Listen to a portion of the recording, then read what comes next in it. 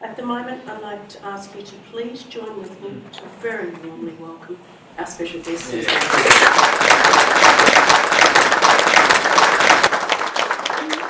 The books didn't arrive, so this is a world first. This is a book launch without any books. So I'm pretty sad about that. Book launch without any I've books. got two proofs which I've scribbled in, and I have been on the phone to Ozpost all day today, begging them to put it on a plane. I even called my good friend Col and said, Col, I've got an emergency, I need to be abrupt. Get to Ballina, and we did the whole, but they didn't come. So I was very, very disappointed because Corinne said I do things for the community. I did this book and tonight for me, actually. So it's been a really big deal to do that for myself. So I was very disappointed, but on the way here, an ambulance came by with lights flashing, and I thought, I'm not in that ambulance. And we've also had some terrible... Where are they, though? So I just thought, suck it up, and what I'd like to offer you, and I hope you're okay with this, if you want to, but there's no obligation, but if you want to buy the book, if you could pay and leave your name with Susan and Leanne at the end, I will post the books to you, or I will personally deliver them. So I still wanted to celebrate the book. So I wanted to introduce myself, and I've been writing my author bio, I've been writing for the web. Janelle asked me to do a bio for that award. And I realised when you do a bio, you talk about the jobs you had, where you lived, did you have children, and that's sort of what's in your bio. And I found it quite interesting because I wrote, I used to be a teacher, I used to own a bookshop, went to uni and studied writing, and lived in England, lived in Scotland, and grew up in South Australia. But I felt like as a writer, that doesn't really tell you the story about me or other writers. So I wanted to tell you a bit about me before I read you Smoke, based on the books that I have loved and the books that I've read, because I grew up with my mum saying, get your nose out of that book. So of course, when you have a parent who does that, it makes reading even more exciting. And in one of my favourite books called Milkman, Anna Burns her character doesn't have a name. It's called The Girl Who Walks While Reading. And that's her name through the book. And I sort of was almost that. I couldn't actually walk and read, but I was close to it. So books are very important to me. And they seem more important now in this very fast world of doom scrolling and AI. You know, books are being written by AI. It seems really important and almost a subversive act to go and sit in a quiet corner and just read a book. And I think we all need to do a lot more of that. There's something different about when you read a book. The books I've loved stayed with me. I like to think that some of these stories may touch you, but that depends on how well I've written them and where you're coming from. So some of the books I read as a child that I just devoured were all the famous 5, Secret 7, The 6 Bad Boys, which may explain my 2 divorces, and The Magic Faraway Tree, Born Free, I wanted to be Joy Adamson. And all those books, I just loved them. Like I was there. I didn't just read them. I escaped. I'd sit at the front of, my father built a 40-foot yacht, and I would sit at the front, wrapped in a sail, often with our Labrador, and I would just read books. And I was really happy. I mean, I loved it. And those books, Dr. Dolittle was another one. I just absolutely loved them. When I became a teen, because I grew up in a fairly, I suppose, conservative household, I learnt about social justice from the book Roots. That was a big one. A Patch of Blue, Sally Morgan's My Place. Those books taught me about social justice, which I wasn't really getting anywhere else, you know, the understanding of that. I then got into high school, got into Animal Farm, Fahrenheit 451, Thomas Hardy, Tess of the D'Urbervilles. And when you study a book, really got into Shakespeare at high school. When you study a book and learn more about it, again, for me, it's even more magical because I have a new level of understanding about that book and about what the writer's saying. So all along my life has been stories, stories, stories. And I think why I was a teacher teaching literacy in London in a bookshop I had. And I would say to the kids, you can be a writer, you can do this. And I'd rev them up. And I did that for about 5 years. And then I realised I was talking to myself because I wanted to write. So it was really easy helping other people write. It was a big thing in terms of my own self-confidence to go, I'm going to write. And even this, all these years later, my last book launch for Losing February was in 2013. And that was a very difficult book to launch because it was about, it's a story of my best and worst year of my life, which was in 2006, so a long time ago. And it's fairly explicit, so don't buy this book if you don't like explicit language. I am offering that for $10 tonight as a consolation prize for not having smoke. I've got lots of them. But it was very exposing because it was really raw and it was about my downfall, how I fell down and became very addicted to online meetings and all that sort of stuff before it became more common. So it was a lot of shame in that book, in writing that book. And it was a really big deal to publish it, and I felt really exposed. So 13 years later, I'm sitting with this book, and there is no sex in this book. So my children can read it. No, it does have 2 kisses, but that's about it. So, but interestingly enough, when I write a short story, I work on it a year, sometimes 2 years. This is just a story that might be 2,000 words, because it goes around and around in my head, and it just won't go away. So there's some tough topics, like the title one of Smoke was based on that picture after the 2019 fires at Ratville. I had to cover that, and it was the biggest disaster I'd ever covered at that point. And when you're a reporter and you're asking people to stand in front of their home that's burnt with their kids and they're black from the, the ash, or you're taking pictures of a toy in the ash. So, you're looking for things to tell a story. It's pretty confronting, and I found I didn't really process it until the fires moved further south and we had the Black Summer fires. And then I saw on the front of the Herald that photo of a young boy in a tinny. He had a scarf on, and him and I think his mother were escaping. And it was at that point all of us were sort of going, oh my God, Australia's burning. Like, we just hadn't seen that level of fire. And to see people escaping into the ocean, it haunted me, that picture haunted me. I was like, wow. And so I started to think about what was this boy's life like, having done that. So I will read you that story.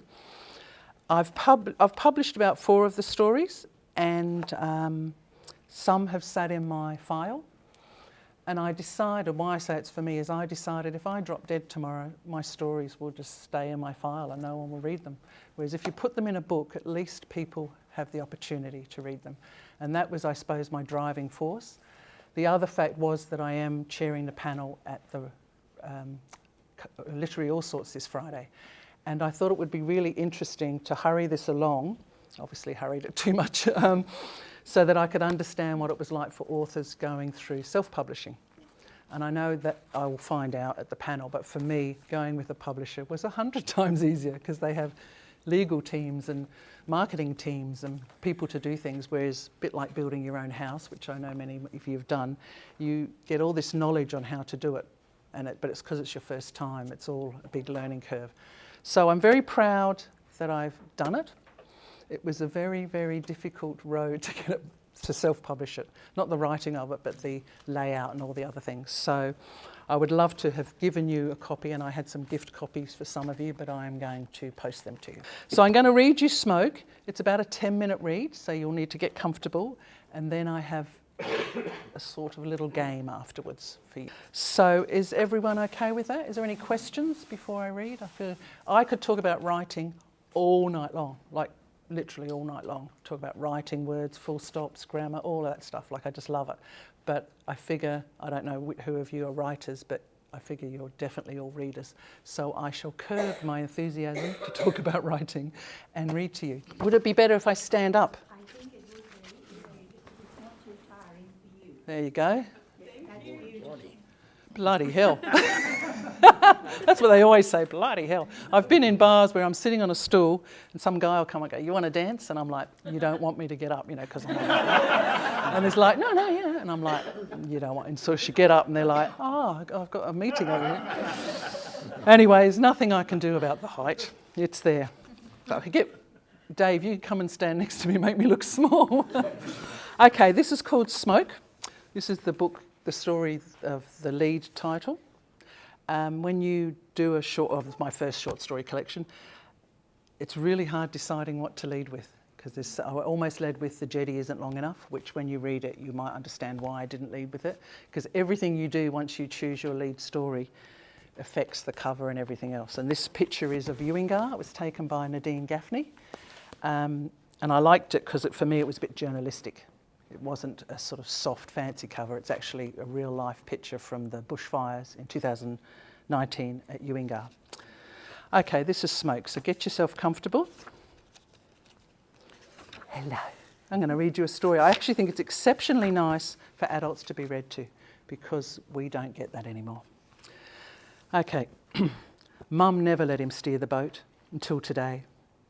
She's stacking water bottles under the seat, baby sister wedged on her hip. The tinny slips away from the wharf. Boy grips the helm, his 6-year-old knuckles taut around the tiller. Look, Mum, I'm doing it, he wants to say. But she is busy, and he is too. It's hard to see with the rubber strap pulling the mask into his face, making his eyes squish together. A damp face washer hangs over baby sister's head. She gurgles underneath it, liking the new game. Take care, Mum whispers. Boy nods. Mum looks back at the fire smothering their hometown as they edge out to a dark sea. There are other boats on the water. The white froth churning from their sterns helps Boy navigate his way between them. He takes short breaths behind the mask Mum made him wear. Above them, grimy smoke bleeds into a dirty orange sky. He should be at school, but Mum let him have the day off. She needs him to steer the boat. Dad left days ago wearing his bright yellow uniform. Before he left, he let Boy try on the white fire captain helmet. Boy raced around the kitchen table, chasing a fire only he could see. Look, Dad, he shouted as he wielded an imaginary fire hose towards the cupboards. Dad bent down on one knee and took hold of Boy's arm, gentle-like so as not to disturb the fire hose his son was holding. The helmet was skewed across Boy's head and tilted over his face. Dad pushed the helmet up so he could see Boy's eyes. Do what your mum says, okay? Dad lifted the helmet from his son's head and positioned it under his arm like he did every time he left the house in his uniform. He stopped to kiss Mum on the mouth. Take care, he said. Ooh, Boy said as they kissed for too long. He wrapped his arms around Dad's leg. When can I come? You said you'd take me on the fire truck. Dad ruffled Boy's hair. Not today, son. The screen door bounced once, twice, and Dad was gone. Mum looked at the door as if it would keep bouncing forever. Boy went back to his firefighter game and ran around the kitchen until he knocked over a chair and Mum shooed him out. That afternoon, broken charred leaves fell from the sky. Mum wouldn't let Boy and baby sister play in the backyard. Instead, he was allowed to watch his favourite cartoon. Mum even let him play a game on her phone.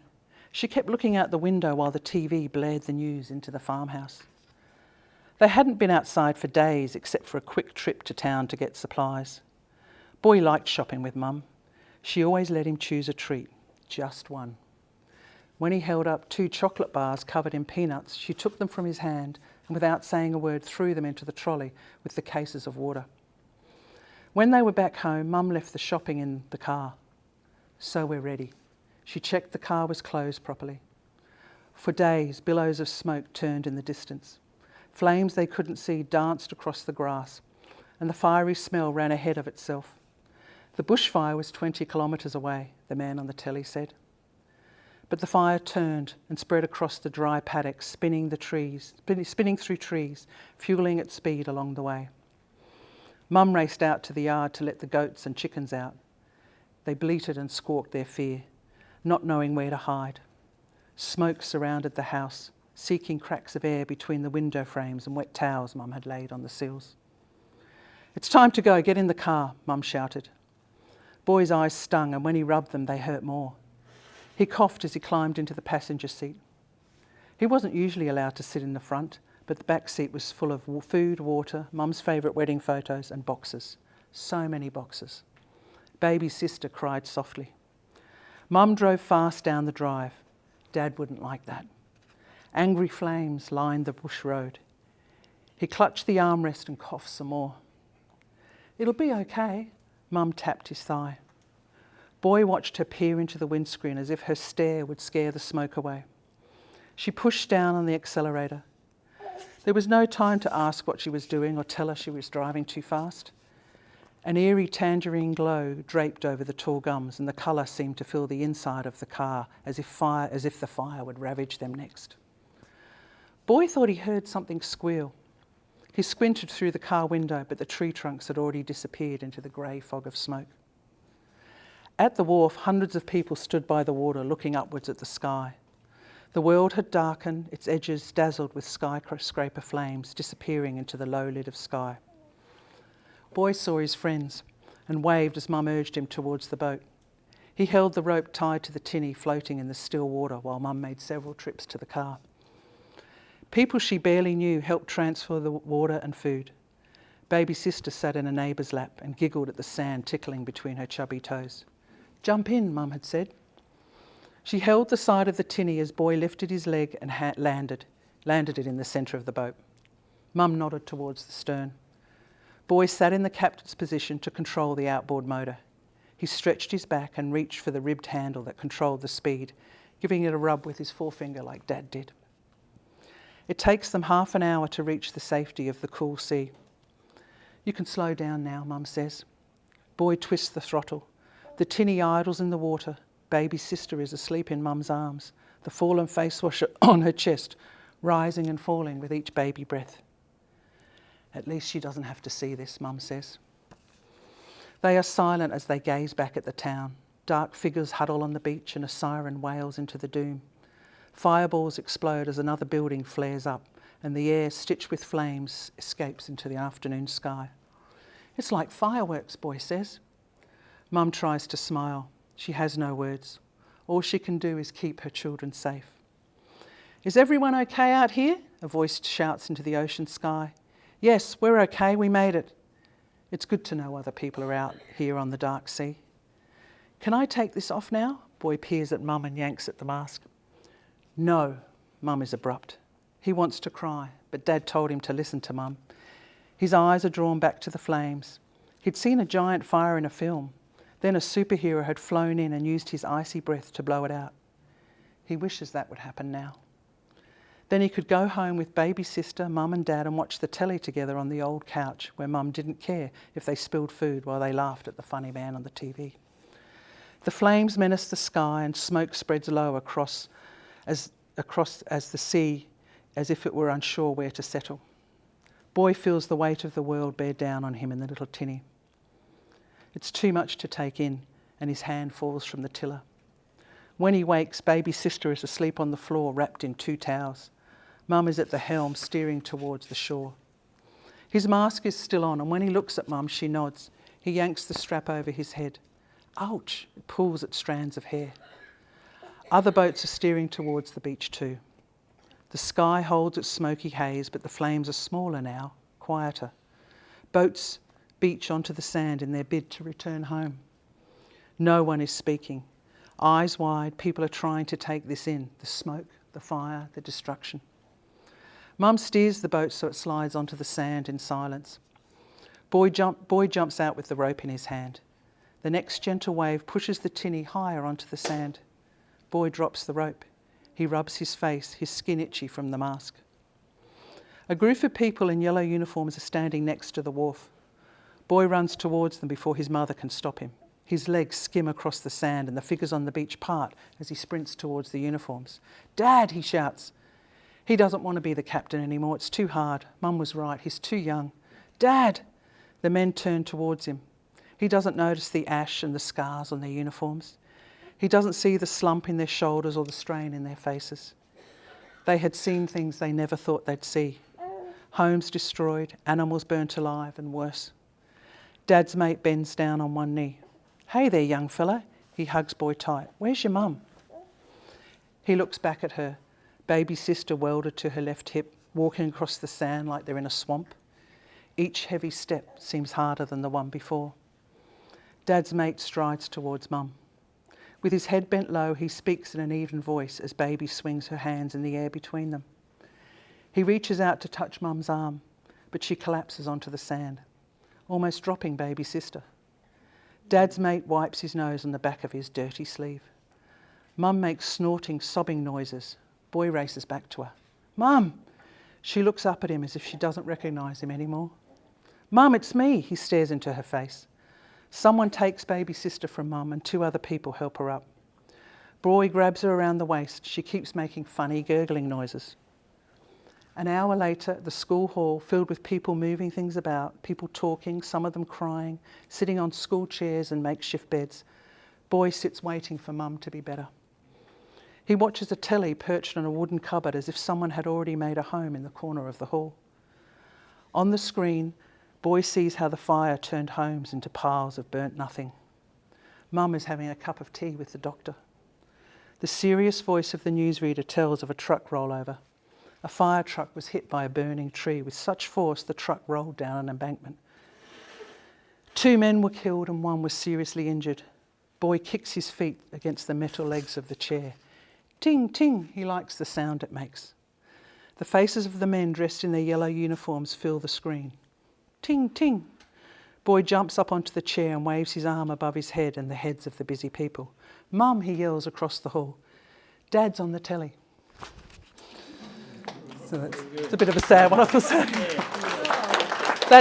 Thank you, that's just to lighten your evening.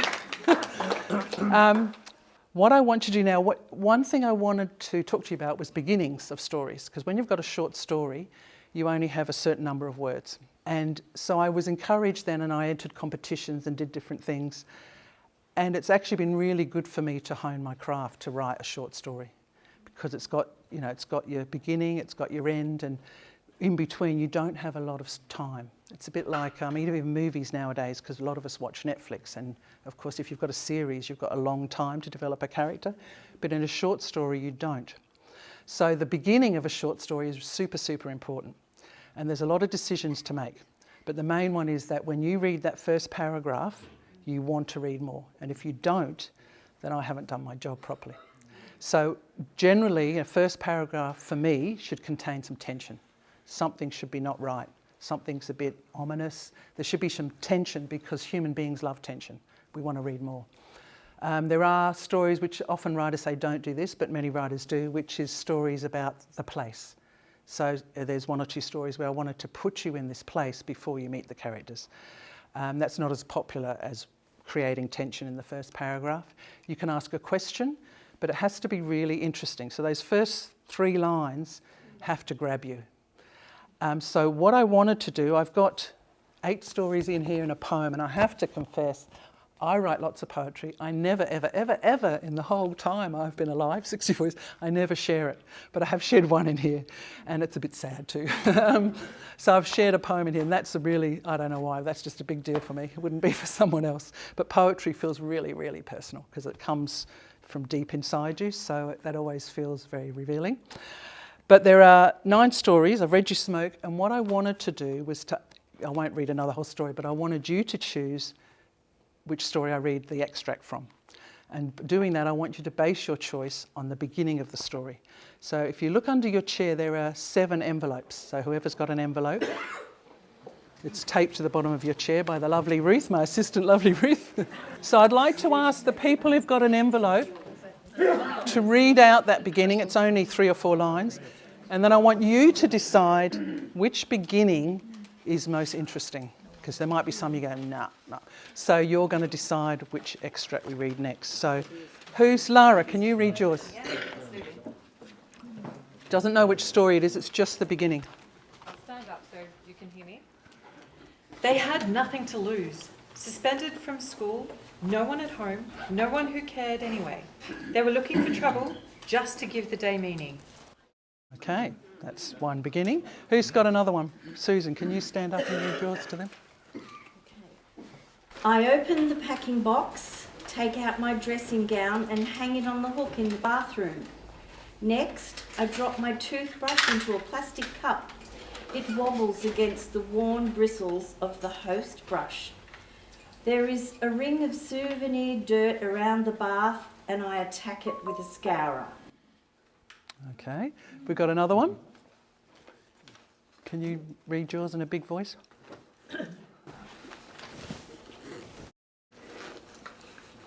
Doggy Jimmy sleeps under a tree near the store while Moses paces paces quiet tracks seeking forgotten hiding places for petrol. Not far away, Bronwyn snuggles up to her 2 children under a grey blanket and dreams of days at the waterhole, her brown toes swishing in and out of the cool water. Okay. Jeff? She holds out the photo in its expensive silver frame. I put this by Dad's bed in hospital, you know, when he started forgetting things. She is proud of this, and getting the frame at a reduced price was a bonus. You guess who that one's about? Who else? Can you read to us? Mum turned and glared at all 3 of us. Even though Skids was the one doing all the whinging, I said nothing. Skids stuck out his bottom lip. He was pissed about his duck. Made him laugh. Is there another one? Somehow. Can you use your radio voice, Ruth? Got the wrong chair. Okay. 6 concrete pillars stand tall in the Wilsons River, bearing the weight of the bridge that links the village to the bay. After days of rain, the bridge is dwarfed by the rising water, its height lost and its pillars hidden in the murky, swollen flow of the river. Great enthusiasm. Is there another one? Oh, we got one more. Big voice, Dave.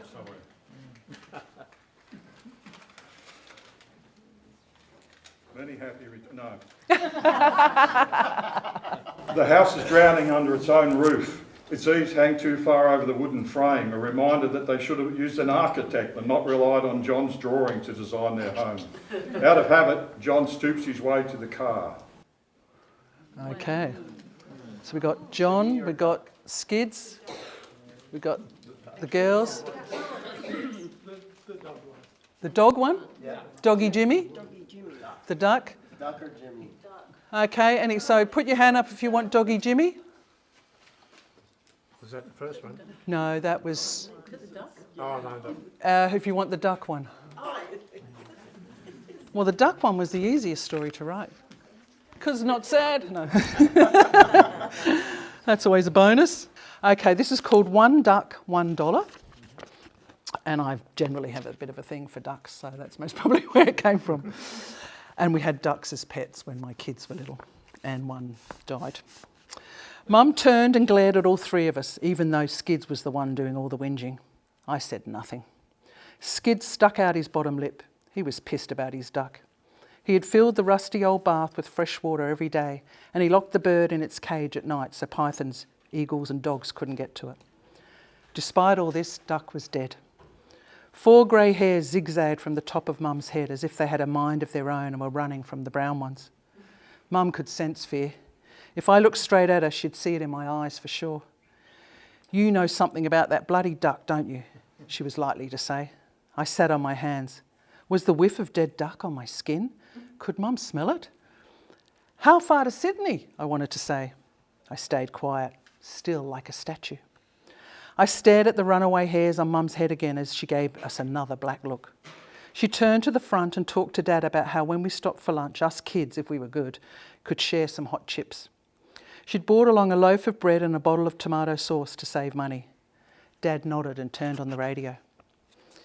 My hands were sweaty. I was in the middle, between Skids and Davo, and desperately wanted one of them to open the window. Air, let in some air.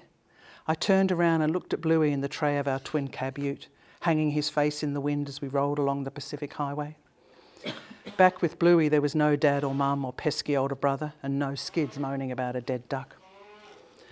Maybe I could blame Bluey. He could have killed the duck. But there were no dog marks on the bird, just a white, limp body with its neck twisted the wrong way, its thin windpipe crushed without a sound. Shit, it's hot in here. Open the bloody window, Davo. I shot a glance at Mum, but I'd only sworn in my head. Mum muttered to Dad above the hum of the radio. Davo pulled at a brown thread from the edge of his jeans pocket while Skid sat with his arms folded and his chin on his chest. He was still sulking about duck. My hands were dripping now. If I didn't do something, Davo might notice, and then I'd be in it for sure. No one was watching. Bit by bit, I slid my fingers out from under my thighs and rested my hands on my legs. "Get off," said Davo. "Leave your brother alone." Mum didn't even turn around. Was she talking to me or Davo? I tried to turn up the corners of my mouth just a little, not too much, just to look sort of innocent. "I told you, Pete, any trouble from you and you're walking to Sydney." I said nothing. "We've got enough on our plate with your dad's interview, you hear me?" "Yep." I slid my hands onto my thighs. Davo turned to me. "What are you doing?" "Nothing." He poked his elbow into my ribs and then went back to pulling the thread. It was getting long. I could dob on him, then no one would notice my sweaty palms and my duck gilt. "Open the window, one of you, please." "Anyone cold in here?" I said in a high voice. "Cold, you spazzo." Davo flicked the button and the window slid down. He looked at me like I was crazy. I wore my best poker face. If he knew I wanted the window open, he'd shut it for sure. What could I offer Skids for the window seat after the next stop? I didn't have any money. There were some paper clips and rubber bands in my pocket, but I was saving those for an emergency. How could I tell him how much I liked his duck? Oh, I could tell him how much I liked his duck, or I could tell him what really happened to Duck. Nah, I'd keep the middle seat for now until I came up with a better plan. Maybe I could tell Mum I was feeling woozy and then she'd make one of them move over. If it was Davo, he'd make my life hell for the rest of the trip. Keep my mouth shut, that was the best thing. Think about something else besides Duck and keep my bloody mouth shut. Now I had a flat plan, I felt better. I let out a small fart. "Pig," Davo pushed against me. I would have put money on that fart being silent and pong-free. No such luck with Davo around. "Armadillo," I said back. He frowned. "You're such a dickhead." "Better than being a dead duck," I muttered under my breath. And obviously it goes on to the car journey, and as many of you most probably have had that experience of being in the back of a car with your siblings. That's what I was trying to create, and with all of that. So that's quite different to Smoke. Thank you. Thank you.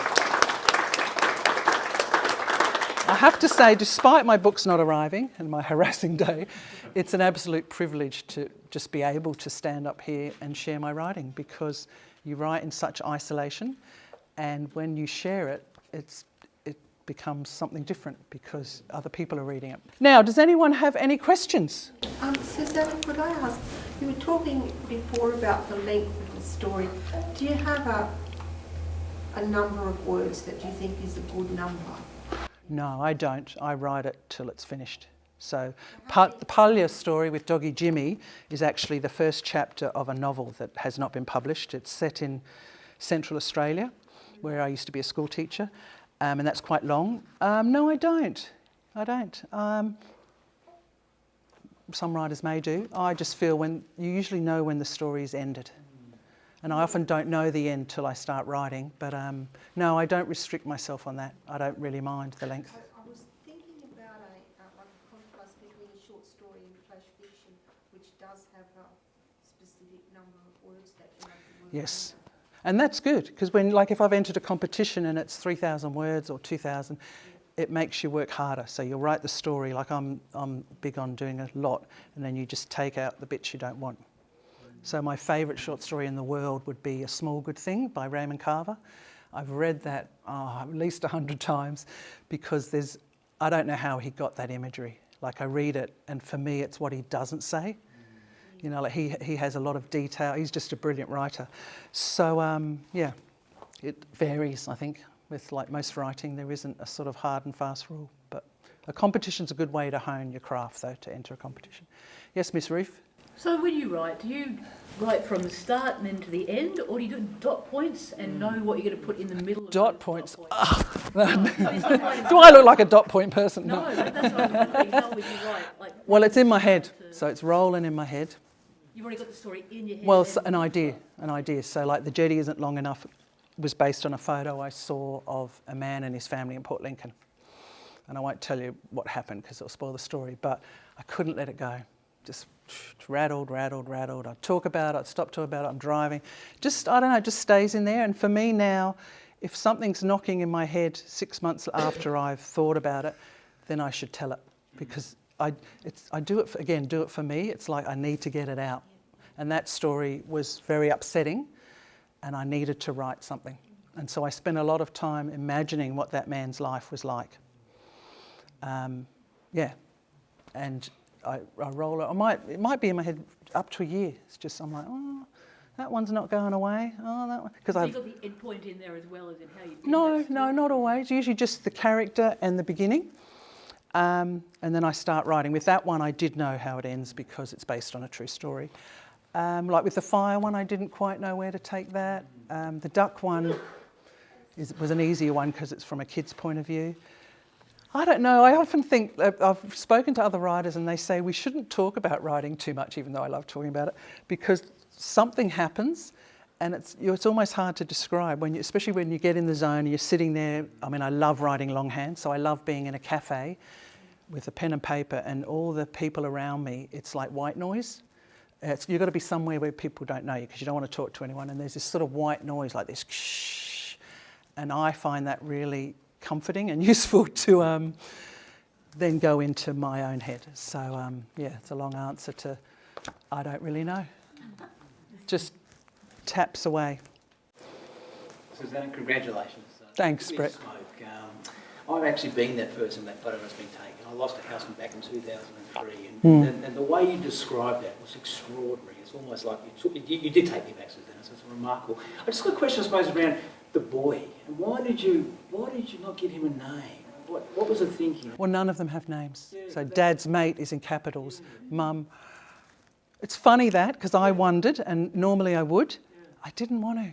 I don't know why. It just, for me, I wanted you to be reminded all the way through, this is a boy. This is a boy. And when I saw that boy in that boat, I think it's also to do with it's a fire and a disaster. Although there's a story about a flood, and I did name the boy. I don't know, just came up with boy, and I liked that because it sort of kept an innocence. And I think why that photo shocked me so much, the boy was so young and he was seeing Australia on fire. I just kept him as boy and Dad's mate and Mum and baby sister. Yes, it was. Yes, it was incredible. Thank you. Any other questions? Yes, Rebecca. Do you have thoughts, like you're talking about an idea that just pops into your head? Do you have many going on right now? I have millions. Too many to count. That's why I like the white noise, because it takes some away. Like when I'm writing, I'll often have really loud music on. So what happens is my conscious brain goes over here going, yeah, whatever, like the moment it's, I think, The Great Divide by Noah Kahn going, I hope you, man, I'm doing this, right? But over here, I'm actually writing. And it's like, I have to do that for myself because I know I have a lot of doubts about myself. And if I'm writing and I'll go, oh, that's not very good, or whatever, your judgment you have, that inhibits you. So I have to take that conscious thoughts and brain over here to do something, and that tends to be music. And then I go over here and go, I'm going to write now while it's over there. It's an odd process, but it works for me. So otherwise, there's just too many ideas, just too many. As you would know, with being an artist, it's like, and it comes at you and you're like, what do I choose? What do I choose? Because once you make a commitment, and particularly with a novel, like I've got 2 choices for my next novel I want to work on, but it's like getting married, really, because once you decide you're going to do it, I mean, for me, it will take me years, and it's 100,000 words. So you've got to really be into it, because you don't want to get to 50,000 words and go, oh, I'm not into this anymore. So I've never had that happen, but I have to really love it to commit that time. It's a bit like I have a relationship with that story. I often carry my manuscript around with me, the hard one, and I liken it again to being pregnant. It's like that story's there until I'm ready to put it out into the world. But it's a fascinating process. Again, as you would know, it's to me it's the most human part of me, and the most honest part, and the most vulnerable part. So you have your public face. I do my work. Hello, you're doing all the things you do. But when I'm writing or when I publish my stories, it feels like it's the real me, which is why it feels exposing and why it's difficult. But obviously, I'm also very compelled and most probably quite addicted to doing it as well. So there you go, the complexities of being a person. Any other questions? Yes? No heckling. I get a strong impression of you letting yourself off the leash here, and it stands in stark contrast to your work as a journalist, where you are very, very, very objective.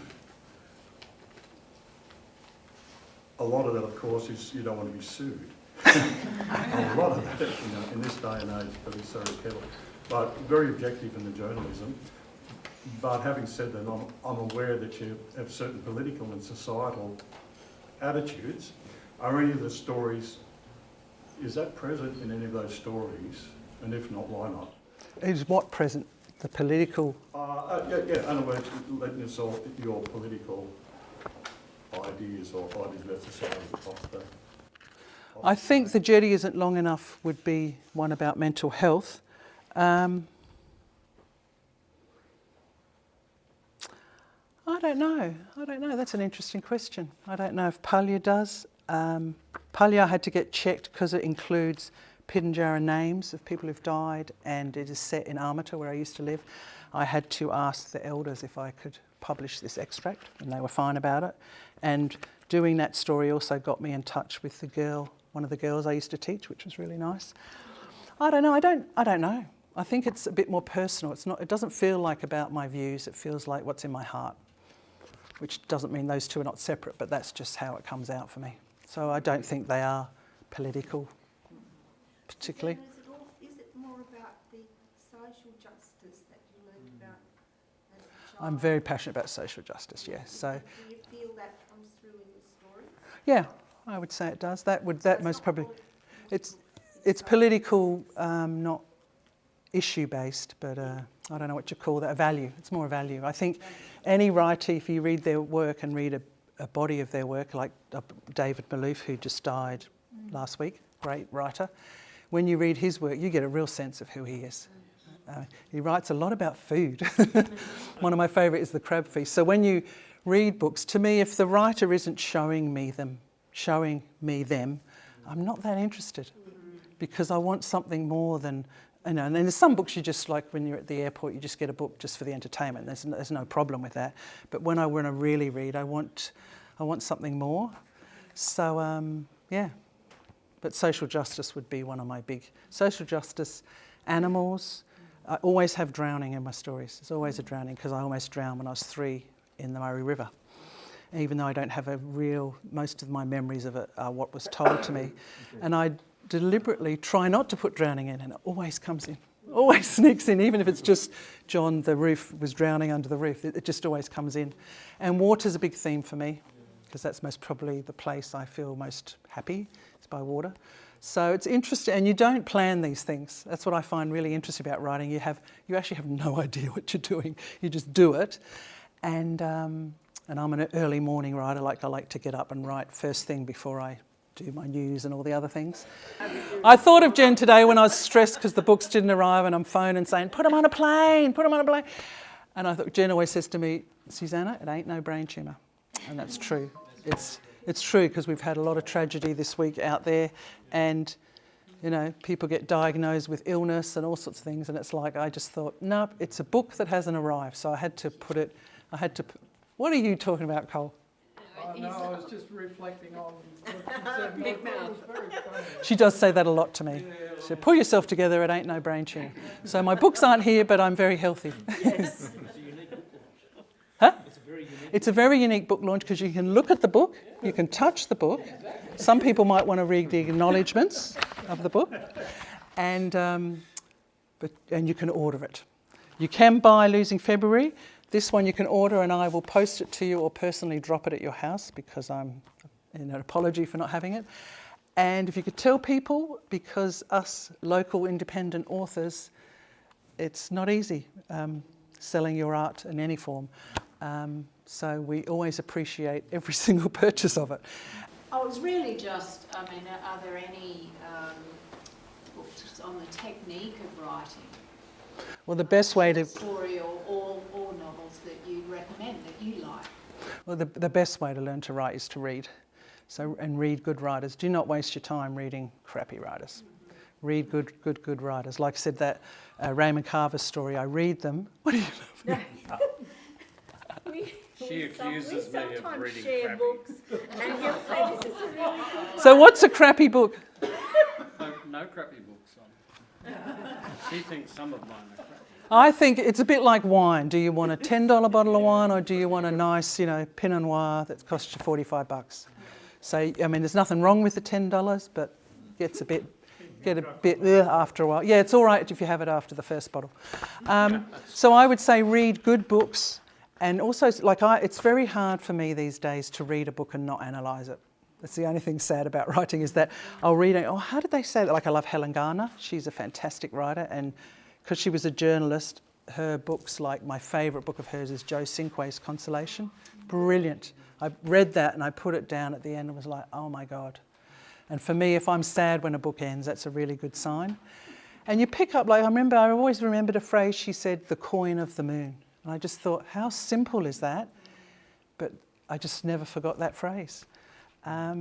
I have a lot of different writers I read. When I'm about to write, I read poetry or Shakespeare to get me out of journalism. So I read that, and that I just sort of drop, because I think people often say other language is beautiful. I think the English language is exceptionally beautiful, and one of the places that it's most beautiful is in The Crucible by Arthur Miller. Like, that is a beautiful, beautifully written book. And I know it uses Old English, so it's got that sort of romance of it, but I think the English language is stunning when you get those words, and they don't have to be long words, and that's why I like Raymond Carver. He's got, he'll describe someone picking up a cup to have a drink of tea and flicking it, and it's just, I don't know, you're just there, and I analyse it to see how he does that, and it's a lot harder than it looks. And I think a good story, you read it and you don't notice my writing. You don't think, oh, she did this, she did this. You just enjoy the story in some way. But I think read, really, to be a good writer. He said Arthur Miller, for me, more weight, he says to them. Oh, right. More weight, he says. It's just beautiful, beautiful film and a beautiful book. So, yes.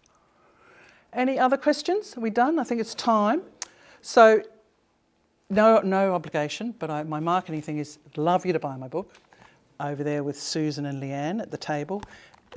Losing February is available for $10, but it is very explicit and raunchy, yes. So don't buy it if you don't like that. Like, don't write me a letter going, Susanna. I mean, when I first started the job at the Express Examiner, I remember being in the library. I'm thinking, God, I hope they don't find out about my book. And I'm in the library, and this very old woman she said, oh, I'm just extending my loan because I'm up to the second part, which is the raunchy bit. And I was like, no, don't. But casino being casino, they seem to have, coped okay with that. And also, I'd like to invite you down to the bottom pub, because I've ordered some big fish platters, and I'd love you to come and have a drink and some fish platters with me at the pub. And yeah. Very good. Thank you.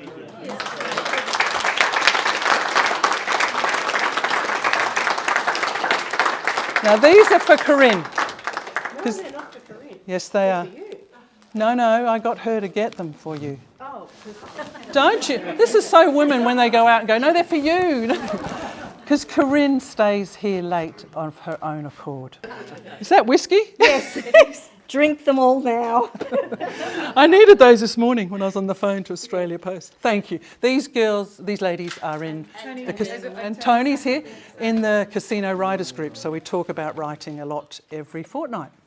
And they've all Tony's already published a book and got another one coming out. Susan's working on hers. Lara's working on hers. Gwen's written loads of children's books about Bucket the duck. So support all your local writers, please. Thank you. Congratulations, Susanna. Thank you.